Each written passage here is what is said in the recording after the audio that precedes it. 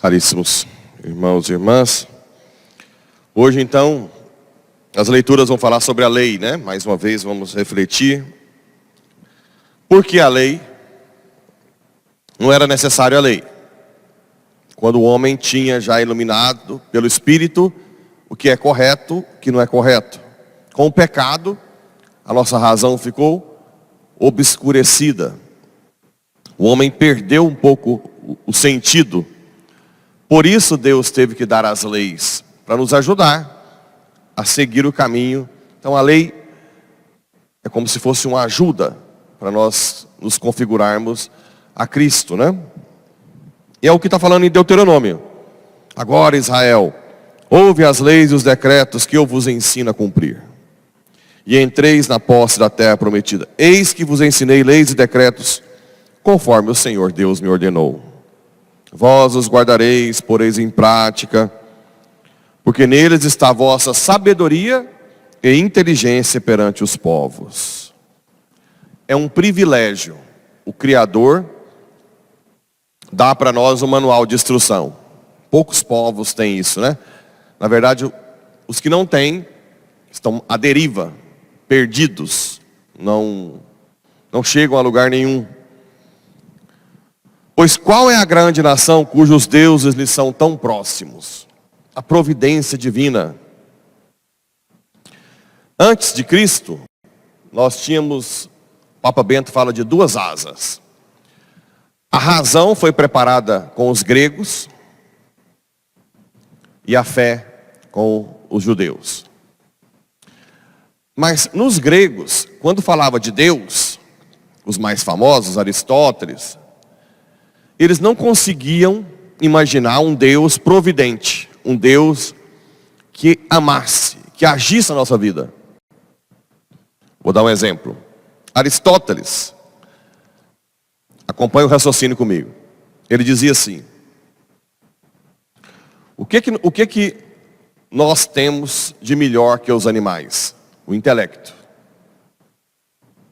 Então, o homem feliz é o homem que usa o intelecto, a razão, e não as paixões. Isso antes de Cristo. Ora, se o intelecto de Deus é o mais perfeito, para Deus ser feliz, Ele tem que pensar a si mesmo. Consegue entender o raciocínio? O que é o melhor pensar de Deus? É pensar nele mesmo. Então, mesmo Aristóteles tinha muita dificuldade de chegar à conclusão racional que esse Deus nos ama, age na nossa vida. Porque a melhor coisa que Deus pode pensar é nele mesmo, que é perfeito. Já os judeus, o tempo inteiro recebia o amor de um Deus que ama, que é próximo, que fala, que puxa a orelha, que diz que está apaixonado, que se sente um amor esponsal. Quando chegou Cristo, uniu as duas coisas. Esse intelecto preparado pelos gregos e esse Deus providente, que ama. Por isso que fala, nunca nenhuma nação teve um Deus tão próximo. Nunca houve, né? Mas toma cuidado, procura com grande zelo, não te esqueces de tudo que vistes com os próprios olhos, e nada deixes escapar do teu coração. Antes, ensina-o a teus filhos e netos. Outra coisa que os judeus dão um show na gente é na educação dos filhos. Desde pequenininho, a mãe já ensina a criança, Deus nos tirou da escravidão do Egito. Quando chega na idade maiorzinha, passa para o pai. Depois, já com uma certa idade, já vai para a sinagoga. Nossos filhos e netos, bisnetos, estão à deriva. Não tem uma preocupação hoje tão grande de educar os filhos, né? Ontem mesmo, falei da questão daquele jovenzinho, né? De 13 anos que matou a mãe. Não dá para a gente falar muita coisa, porque a gente não sabe o que está por trás. Mas com certeza tem alguma falha na educação dos filhos. Não disciplinar, porque pelo jeito o próprio menino falou que o pai e a mãe eram bons na disciplina. Não era ruim. Mas talvez a graça, né? A educação familiar, a educação dos filhos, ela não pode ser autossuficiente, autônoma.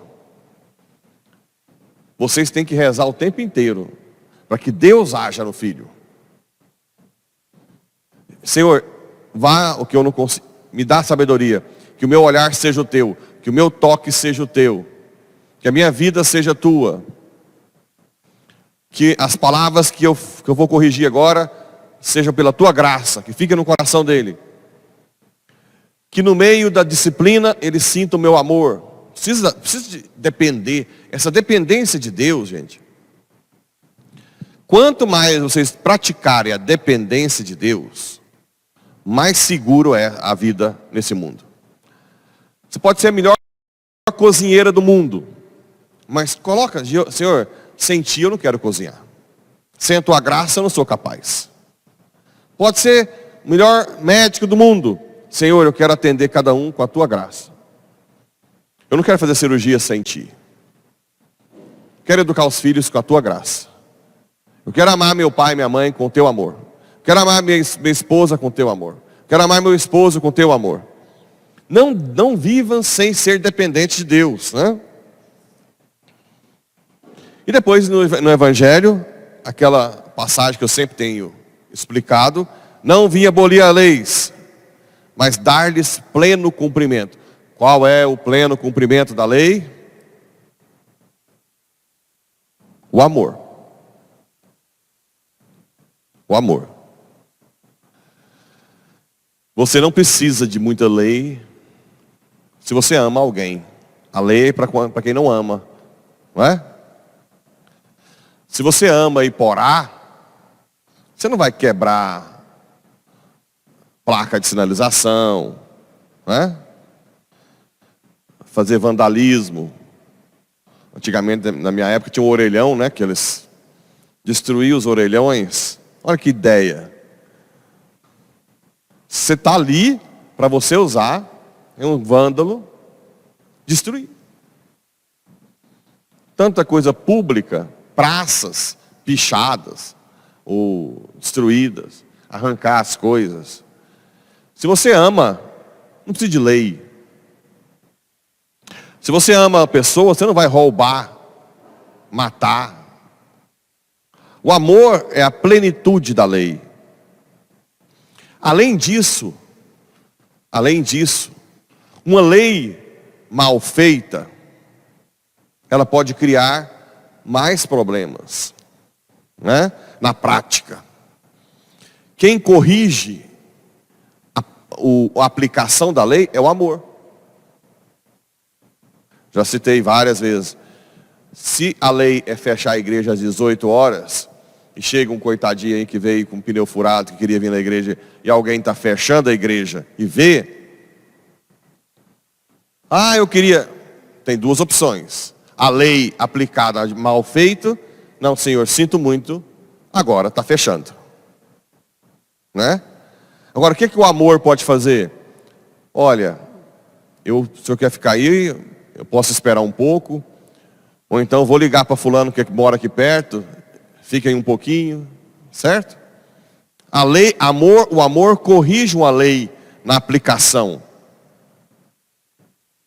O amor é que dá sentido à lei. A lei sem amor pode ficar fria, sem vida. Por isso que Jesus veio dar cumprimento, pleno cumprimento da lei. Porque o amor pressupõe a lei. O amor, a justiça, ou pressupõe a justiça, né? Não existe amor sem justiça. Por isso que Robin Hood não é um bom exemplo. Porque ele quer amar os pobres, mas sem justiça, roubando dos ricos. Isso não é o amor de Cristo.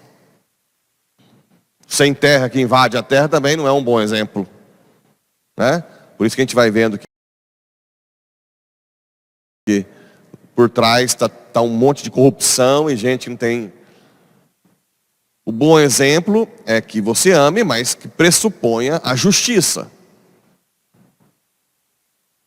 Se eu tenho 10 batedeiras de bolo e empresto uma para quem não tem, e a pessoa não me devolve, ele tem 10, está errado. Porque não é justo, porque a batedeira é minha. Mas eu também não dar a batedeira é mais grave ainda, porque não tem amor. Entende a relação justiça-amor? A pessoa que não devolve vai pagar por isso, mas eu também, que tenho 10 e não dou para quem não tem, vou sofrer muito mais na justiça divina pela falta de amor. Então nós vamos, como cristãos, aprender a lei, os 10 mandamentos, mas acima de tudo, aprender a amar. Porque quando você aprende a amar, as leis ficam leves. Por isso que eu sempre digo, se uma pessoa chegou na igreja recentemente, não vá direto com lei, do que pode e não pode. Aqui você não pode tomar anticoncepcional, a pessoa vai ficar, vou fazer o que então? É uma vida que eu não dou conta. Não preocupa agora com isso. Preocupa em amar Jesus. Vem adorar, vem nas missas. Quando você estiver apaixonada, você vai ver que naturalmente você vai largar o que não pode. Naturalmente você vai querer aprender o método natural.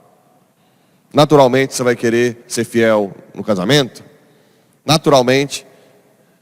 Quando eu digo naturalmente é para quem ama Jesus. É porque tem gente na igreja que se não vai naturalmente é porque não ama. Não decidiu amar.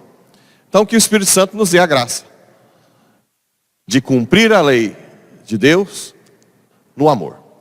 Porque vai ser mais leve e mais fácil de carregar a nossa cruz do dia a dia. Assim seja. Amém.